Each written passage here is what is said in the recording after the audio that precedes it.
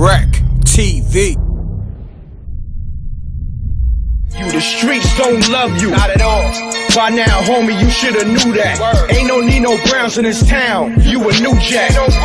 YKTFV. You know the fucking vibes. What's going on, guys? This is your boy Santiago, aka Rich King Papi, and this MRecktv interview is sponsored by the Almodovar brand. I get a call one night, and this is exactly how it went. I'm not putting no fluff on it. No doubt. I'm at my friend's crib chilling one night. I get a call around 11 o'clock at night from Brian. Brian goes, yo, bro, what's up, bro? I'm like, what's going on, B? What's up? He's like, listen, I got 2 slots on the Street Fighter soundtrack. One with Todd and one with Nas. Which one you want to do? So me, no disrespect to Todd, he's my man, but at the time, Nas... Hold on. I know who Todd is. Yeah, well, LL. Yeah, no disrespect to L, but he was like, I got 2 slots, man. What you want to do, man? I'm like, I'm going to take the Nas one, man. Wow. So then he goes, there's one catch, though, bro. Now, this is a Wednesday, right? Mm-hmm. There's one catch. Mm-hmm. It has to be done, mixed, and mastered by Friday. So you had like a day and a half to get this. At most, right? So now, I get right on the bus. I'm in Atlantic City.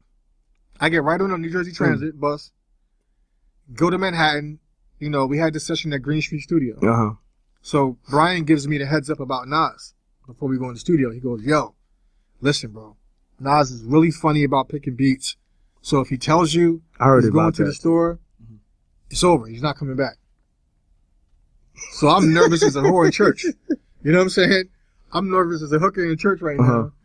So back then we had, you remember the ADATs, the little DAT tapes? Yes, sir. So I'm loading up my DAT tapes, playing my beats. I go through a whole ADAT. He didn't even budge. Say what? I'm like, man, he ain't nod his head or nothing? Didn't nod his head, didn't budge, nothing. Poker face the whole time. So you felt like your beats is trash at that point? I was like, well, at least in Nas' ears. Right. I'm like, it's over. I'm not working. It's not going to happen. Okay. I load in the second DAT. Like the second beat, he goes, yo, that little scratchy voice. Yo, God, you got that one? I'm like, yeah, you load that shit up. I'm like, thank you, God. Yeah, so me and my boy that did the beat, me and him did the beat together, my man Chris. So, we load the beat up, and Nas goes, yo, load this shit up. I'm going to go to the store. I'll be right back. Uh-oh. What the fuck? So what went through your mind when he said that? It's over. I'm like, it's over. Because your man just told you. He just juked me and told me, if Nas says he's going to the store, it's over. So I called Brian panicking, like, man, fuck, man, it's over, man. He goes, what happened? I'm like, Nas told me I had to go to the store, bro. He goes, shit, man, let me call you right back. So I'm on pins and needles, like Jeopardy. Ding, ding, ding, ding. Waiting for the studio phone rings, Santiago line 2. Pick up Brian. Brian goes, yo, you're good, bro, you're good. I'm like, what do you mean? He goes, Nas went to get blunts. He's fucking with the beat. He went to go get that smoke. He went to get some blunts. Yeah. So then he comes back, and then in walks Nas's girl, Destiny, at the time. No, his girl, she was having... Carmen. His girl Carmen walked in. She was pregnant. So she was pregnant with Nas's daughter at the time. Destiny, yeah. That's crazy. Yeah, so she walked in, and then... About how many months pregnant? Like 8, 9? She was like showing pregnant. About to pop. She was about to pop, yeah. Got you. It was obvious she was pregnant. So now, it's like surreal for me, right? Because this is actually happening, and I'm in the studio watching the greatest rapper write to my beat.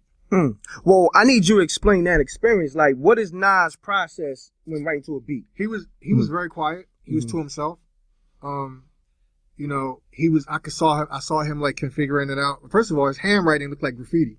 Wow. I remember that. Like his notebook looked like he was doing some graffiti in a notebook, but he was actually writing. So he was bopping his head. And then a few minutes later, something crazy happened, and he was like, yo, come here. He was like, yo, what you think about this? And he's spitting it to me. I'm like, Nas is asking me what I think about this. Damn. Salute. Like, that's the fuck? ill. This is Nas, bro. Yeah, that's ill, son. So crazy, man. And then we end up doing the record. The song went on Street Fighter. And then, you know, we both got a nice check from that, man. And I mean, when you say nice check, I mean, not to be in your business, but, you know, just throw, you know, some numbers out there. All right, so put it like this. When you do a song that's synced to a movie, you get the production fee, and then you get a sync fee. Because, you know, they're using it for the movie. Okay, what's the number? So the numbers combined was what somebody would probably make in a year at a job. So you're talking about like 5 figures. 60,000. Yeah, about that. Something Nice. like Those are nice numbers. I was a kid. You know How what I'm saying? old was you at that time? 19. Damn, you was eating out there. Yeah, I was 19. You know Salute. what I'm saying? Like, you know what I mean? So, I'm rich. Man, listen, man, you know. 60 at 19, that's Come on, like man, damn you near know. 300 grand, especially Right. back in the days. Yeah, man, because I had the sync fees and I had the production fee. You know what I'm saying? And you got your publishing in And there? of course. Oh, yes. man, salute. So at the time, I didn't have a publishing deal. So it was like, you know what I mean? I had, it was all free and clear. Wow. But more importantly than that, it was like I'm coming off the Posse soundtrack, then I'm going into Street Fighter soundtrack with Nas. So it was like God was like shining on me. You know what I'm saying? Yes, he was. And, God bless you. Thank you, bro. Thank you, bro. And all praise due. Praise to God. All praise to God. For All sure. praise due to I God. don't attribute anything that happened to me other than, you know, it being God's blessing. Yes, sir. You know what I'm saying? So after that, I go back to LA, and now I'm in the camp with Spider-Man and Freeze. The guys that did BBD Poison and all that stuff. Yes, sir. Right, so I'm living at the crib with them, working with them. Come closer to the mic. I'm living in LA with Spider-Man and Freeze. Shout out to Spider-Man and Freeze. Shouts to them. Shout outs to my boy Spider-Man. If you watch this video, that's my bro. Yeah, he's gonna watch it. I was supposed to do some footage with him. You know what I'm saying? He's from Brooklyn, right? Yeah. I think he's from Eastern York. Yes, my hood. Yes, Shout sir. out to Spider-Man. That's my bro. I love Spider-Man. Salute to them. He took us in, me and my boys, when we was kids, and you know, trying to figure out the industry. We lived at his crib, man. How long? A long time, bro. Like 5 years? Nah, probably like a year and a half, 2 years. Oh, okay. Yeah. But we had a manager by the name of Frank Edwards, who passed away. Wow. God rest Frank. God rest his soul. He died in the studio with Rodney Jerkins. Wow. My ex-manager, Frank Edwards, he had an aneurysm right in the studio. That's crazy. And then once that happened, it kind of like, you know, he was like the backbone of it all. So once that kind of happened, things kind of fell apart. Got you. Yeah. So this is LA. You said you was living with Spider-Man and Freeze, and then that's when LL called me back to work with his artist that he signed to his label. So then they flew me back. Wow. So I'm working with Kira Scott and 20 Mad. You know, that was that era. Got you. Yeah. Now bring us, I guess, up to speed, because you was telling me about Suge Knight. Yeah, sure. So how far apart is the whole Spider-Man and Freeze situation from the Suge Knight situation? Well, the Suge stuff was 2005, 2006. So we're talking about like 10 years. All right. But in between that, I was doing other stuff. Like, all right. Like I had before the Suge stuff, I was in DC working with a management company called Big Dog. And they had Tank, they had Genuine, they had Raheem Devon. They had some superstars. Yeah, they had some superstars. Shout out to Big Dog Entertainment, to Cliff Jones and Jerry Vines. No doubt. Shouts to them. Send a check in too. Yeah, right. Exactly. That's free promo, but good. Exactly. So, salute. You know, we was working with Genuine and Tank and all of them, and they was the homies. Oh, okay. So I ended up getting some records on. Tank had a group called M.Reck that he had signed to DreamWorks. So this is a funny story. So the homies from M.Reck, we did like 4 or 5 songs with them. And we end up, I had moved to Maryland at that time. I moved to Maryland outside of DC to work with those guys because that's where they were based. Got you. So you was all over the place. All over. I was moving around wherever I needed to be. So we're working with them, and then we ended up getting like some records on the group Moet on DreamWorks. They flew us out to LA.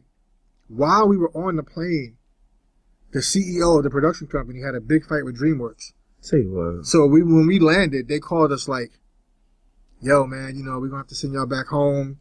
You know, Drano got into it with DreamWorks. You know, a bunch of chaos happened. And, yo, so just for right now, go to the hotel and we'll call y'all back with the accommodations to go back home.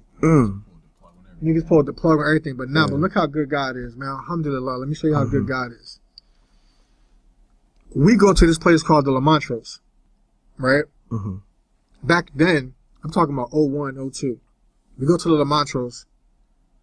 It was a place where a lot of artists used to stay. It was like an industry spot. You know what I'm saying? So my homeboy that I was with, like, he was all sad and depressed and shit. He was like, man, what we gonna do, man? We ain't getting paid. You flew all the way out here for nothing. I said, nigga, you can sit here and be sad all you want. I'm about to hit the pavement. I take my backpack, my CDs, and I start hitting the pavement. Like, oh, wow. So I go you got on your Grussel. Got on my Grussel. Salute. I go in the hallway, and I hear some music bumping in one of the rooms, and the door was open. So I peek in. You know, plus I smell weed. I peek in. Smelled that good aroma. Yeah. It smelled that aroma, right? Mm-hmm. So I peek in, and it's a bunch of dudes in there vibing to some music. So I go, yo, you know, that music sound pretty dope. Mm-hmm. So it was a guy in there, older guy in there. He was like, yeah, you know, my son's a rapper, man. You know, my son's a rapper. I'm like, who's your son? Mm-hmm. He was like, my son is Lil Zane. YKTFV. You know the fucking vibes. What's going on, guys? This is your boy Santiago, a.k.a. Rich King Papi, and this MRecktv interview is sponsored by the Almodovar brand. The streets don't love you. Not at all. By now, homie, you shoulda knew that. Ain't no Nino Browns in this town. You a new jack. It's crummy beats, y'all. Peace, world. To promote your music or promote your business by placing an ad on MRecktv, contact MRecktv promo, MRecktv promo at gmail.com.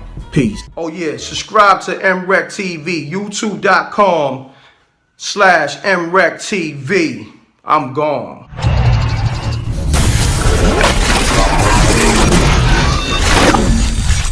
MRecktv. Let's cut the music.